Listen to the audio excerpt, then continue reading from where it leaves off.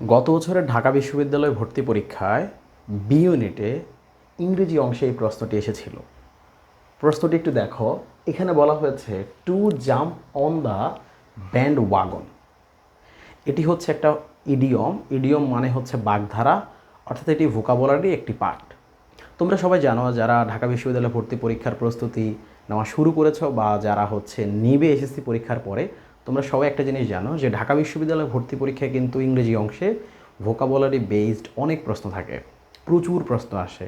বিশেষ করে যারা সি ইউনিটে পরীক্ষা দিবা, অর্থাৎ যারা কমার্স থেকে স্পেশালি পরীক্ষা দিবা, তোমাদের কিন্তু ইংরেজি অংশে ভোকাবুলারিতে এক্সপার্ট হতেই হবে।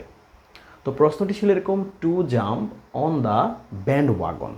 তো এই ইডিয়মটা দিয়ে বলেছে এই ইডিয়মটা দ্বারা কি বোঝায়। এখন আমরা যদি এই ইডিয়মটার এই প্রশ্নটির অপশনগুলোর দিকে তাকাই, তাহলে আসলে কি দেখতে পাই। দেখো, এখানে বলা হয়েছে এ নম্বরে মিস অ্যান অপরচুনিটি, অর্থাৎ কোনো একটা সুযোগকে মিস করা বা হারানো। তারপরে বলা হয়েছে বি নম্বরে জয়েন সামথিং পপুলার, মানে কোনো জনপ্রিয় কোনো কিছুতে যোগ দেওয়া বা যুক্ত হওয়া। সি নম্বরে বলেছে return to an earlier time, অর্থাৎ খুব দ্রুত ফিরে আসা। এবং সর্বশেষ ডি নম্বরে বলেছে বিকাম ফাইন্যান্সিয়ালি সলভেন্ট, অর্থাৎ অর্থনৈতিকভাবে সচ্ছল হওয়া। আচ্ছা, এখন ধরো এই প্রশ্নটি তোমার কমন পড়ে নাই, বা এই টাইপের যে প্রশ্ন পরীক্ষা আসবে, ধরো এই প্রশ্নটি যদি তোমার কমন না পড়ে, তুমি পরীক্ষার হলে কিভাবে এটির আসলে উত্তর করবে।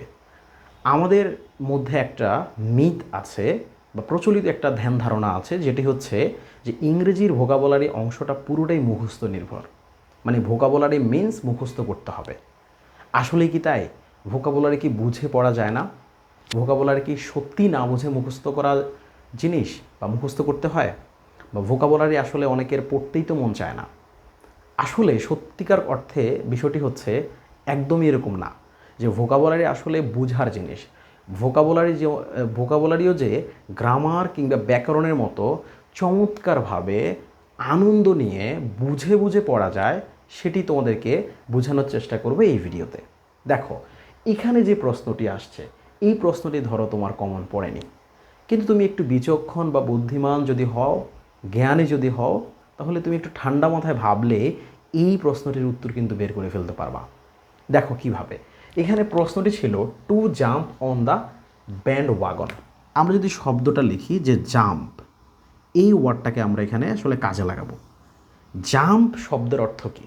বেসিক্যালি আমরা জাম্প বলতে কোনো কিছুতে লাফ দেওয়া অর্থে ব্যবহার করি, তাই না?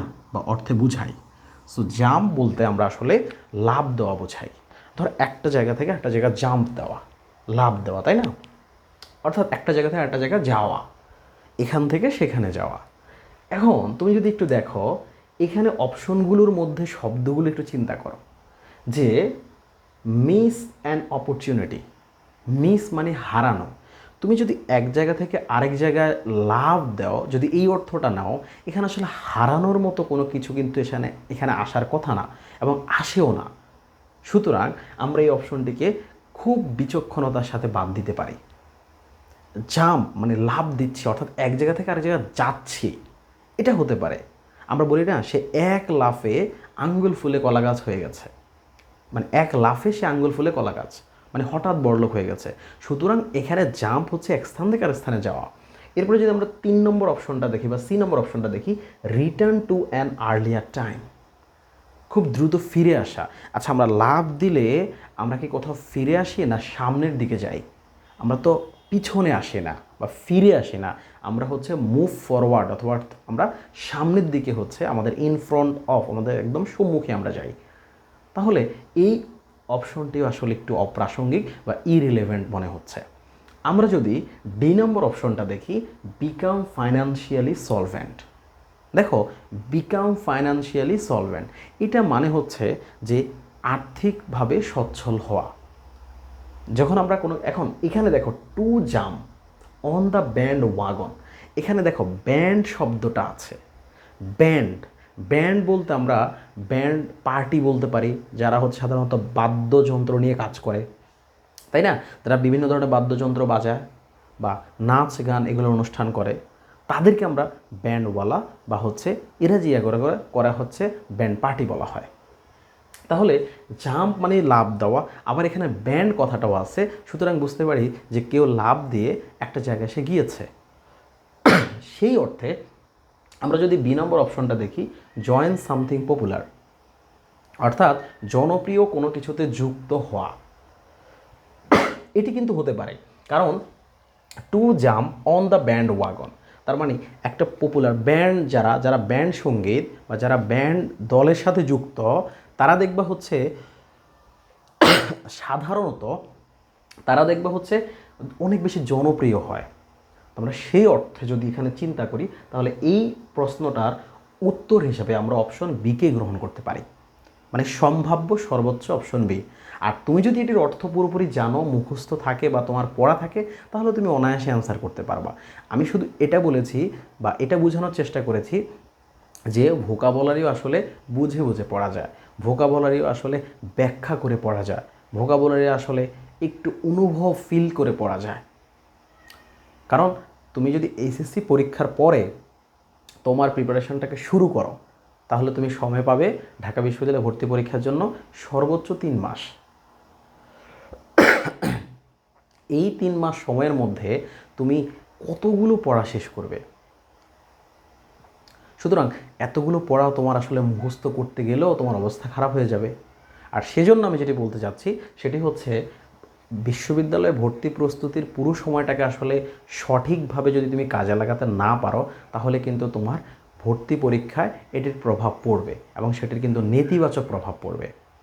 সুতরাং আমি তোমাকে যেটি বলতে চাচ্ছি সেটি হলো, বিশ্ববিদ্যালয়ে ভর্তি প্রস্তুতি নিতে হলে এই অল্প সময়টাকে সঠিকভাবে কাজে লাগাতে হলে, অর্থাৎ কোথায় তোমাকে ইফোর্ট দিতে হবে, কোন টপিকটাকে বেশি গুরুত্ব দিবা, বা একটা কোশ্চেন ব্যাংক কীভাবে আলোচনা করবা, কীভাবে ব্যাখ্যা করবা, সেটার জন্য তোমার একজন সলিড মেন্টর বা একজন গাইডলাইন, যে এই লাইনে সাকসেস হয়েছে, তাকে প্রয়োজন। আর সেই মানুষটি যদি হয় E2M বা সেই প্ল্যাটফর্মটি যদি হয় E2M, তাহলে তুমি নিশ্চিত থাকতে পারো ইনশাল্লাহ তোমার বিশ্ববিদ্যালয়ে যে ভর্তি হওয়ার স্বপ্ন, সেটি সুনিশ্চিত হওয়ার জন্য E2M তোমাকে সর্বোচ্চ গাইড করবে। তোমরা যারা E2M-এর সাথে বিশ্ববিদ্যালয়ে ভর্তি প্রস্তুতি নিতে চাও, তাহলে তোমরা আমাদের যে একটি কোর্স, যে কোর্সে ভর্তি চলছে, ক্লাস শুরু হবে অগস্টের 10 তারিখ।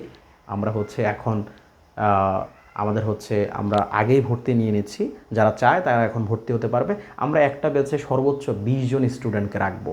আমাদের অল্প কিছু স্টুডেন্টকে নিয়ে, মানে আমরা একটা ব্যাচে 20 জনের বেশি আমরা স্টুডেন্টকে নিয়ে কাজ করব না।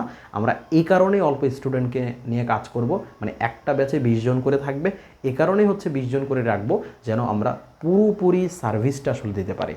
তো তোমরা যারা E2M-এর সাথে বিশ্ববিদ্যালয়ে ভর্তি প্রস্তুতি নিতে চাচ্ছ, তোমরা কমেন্টে দেওয়া হচ্ছে পোস্ট, কমেন্টে দেওয়া হচ্ছে প্রথম কমেন্টে যে পোস্টার এবং কোর্স সম্পর্কে বিস্তারিত তথ্য দেওয়া আছে, সেখানে তোমরা কমেন্টটা পড়ে ভালো করে বুঝে নিতে পারো। এবং তোমাদের যদি মনে হয় E2M তোমাদের জন্য বেস্ট হবে, তাহলে তোমরা হচ্ছে E2M-এর সাথে যুক্ত হতে পারো। সবাইকে ধন্যবাদ।